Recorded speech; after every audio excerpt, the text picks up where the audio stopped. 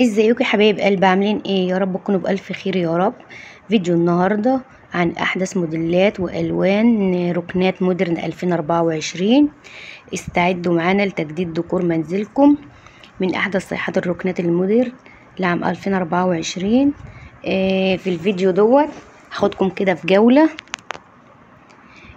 جولة جميلة كده شيقة، لاستكشاف أروع التصميمات والألوان اللي هتجعل صالتك تتألق كده بالأناقة والعصرية. وهنسلط الضوء على أحدث الاتجاهات في عالم الركنات من التصميمات المبتكرة والأنماط بقى العصرية إلى الألوان الجريئة والألوان الهادية التي تناسب جميع الأذواق. وهنتعرف على أبرز المواد المستخدمة في صناعة الركنات وكيفية اختيار الركنة المثالية التي تلبي احتياجاتك وترضي ذوقك الرفيع. ما تفوتوش فرصة مشاهدة هذا الفيديو، اللي هو الفيديو دوت هتستلهمي منه أفكار جديدة لتجديد منزلك وتحويل صالتك إلى واحة من الراحة والأناقة. يلا بينا بقى نبدأ الفيديو. اول حاجة هنتكلم عليها النهاردة اللي هي احدث الالوان، الالوان الترابية طبعا الهادية الى الالوان الزاهية الجريئة. ونكتشف الالوان، طبعا الالوان في صدارة الموضة العام السنة دي اللي هي الالوان الجريئة. وعندنا طبعا التصميمات المبتكرة، ركنات مودو لوريه اللي هي المنحنية والقابلة للتحويل برضو اللي ماشية معانا السنة دي. وكل ما تحتاجه لتخصيص مساحات. طبعا المواد اللي بتستخدم في الركنات، المواد بقى ايه اللي هي الأقمشة. طبعا القماش الجلد جميل جدا السنة دي واخد ترند، القماش المخمل، القماش القطيفة. طبعا الاختيارات بقى القماش ديت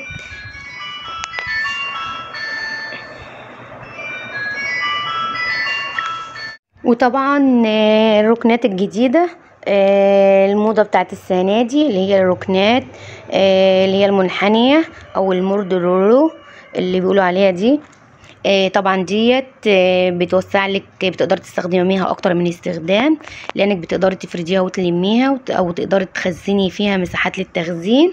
بتستخدميها استخدامات كتير جدا. طبعا بتبقى فيها اضاءة مدمجة، بيبقى فيها منافذ شحن للتليفونات، بتبقى فيها حاجات كتير جدا وتسهل عليكي، وبتبقى جميلة جدا بتسهل عليكي الحياة طبعا، وبتبقى جميلة جدا. وطبعا الالوان بقى زي ما قلنا الالوان الترابيه برضو شغاله السنه دي اللي هي الرمادي والبيج، والالوان الهاديه برضو شغاله، والالوان الجريئه طبعا اللي هي الالوان الترند اللي انتوا عارفينها السنه دي 2024 اللي هي الاحمرات الازرقات البرتقاني اللون الكيوي اللون الجنزاري اللون. الالوان دي كلها الوان طالعه ترند السنه دي، بتبقى شكلها جميل جدا. وممكن تعملي انت بقى حسب لون اللي انت حباه او حسب ديكورات بيتك او حسب الصاله بتاعتك او غرفه المعيشه اللي هتحطي فيها المكان. طبعا الجلد ممكن بتعمليه لون واحد او لونين، ممكن الابيض مع الاورانج او الزيتي مع اللون السكري او الاوف وايت، او الاورنج، ايوه او الاورنج مع الاوف وايت. والاكسسوارات بتاعتها بقى تكون زيتي، حاجات من دي. طبعا او الزيتي مع الاورنج برضو جميل جدا. الجلد السنه دي طالع جميل جدا موضه، بس طبعا تكلفته بتبقى اغلى لان طبعا متر الجلد بيبقى اغلى الاقمشه. وطبعا عندك بقى ممكن النبيتي مع الابيض، عندك الوان كتير جدا. انت بقى حسب استخدامك انت وحسب ديكوراتك وحسب بيتك هتلاقي عندك اللون السماوي مع ابيض، الوان كتير جدا. الاورنجات زي ما انا قلت لكم، اللون الجنزاري، الاسود برضو موجود، اللي هو تعمليه كابوتينيه او عادي. حاجات جميله جدا هتبقى ركنات مع اللي هو الحاجات الجديده بتاعتها. ركنات بتتفتح تستخدميها فيها اماكن تخزين، او ركنات تتعمل سرير تستخدميها سرير للاطفال.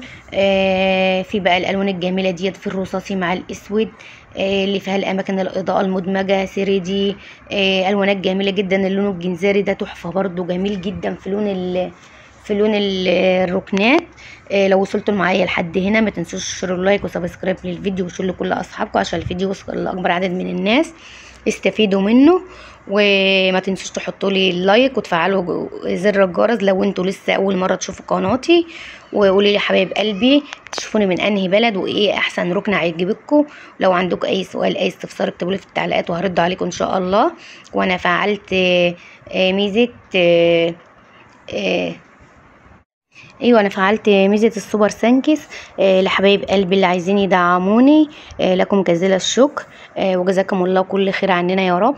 وما تنسوش بقى ايه تقولوا لي انتوا بتتفرجوا علينا من انهي بلد وتشاركوني في تعليقاتكم ايه احسن ركن عجبكم. لو عندكم اي اقتراحات اي اسئله اي فيديوهات عايزين اعملها لكم يا ريت تكتبوا لي في التعليقات وهرد عليكم. اتفرجوا على الفيديو للاخر هتشوفوا تشكيله جميله جدا هتفيدكم ان شاء الله.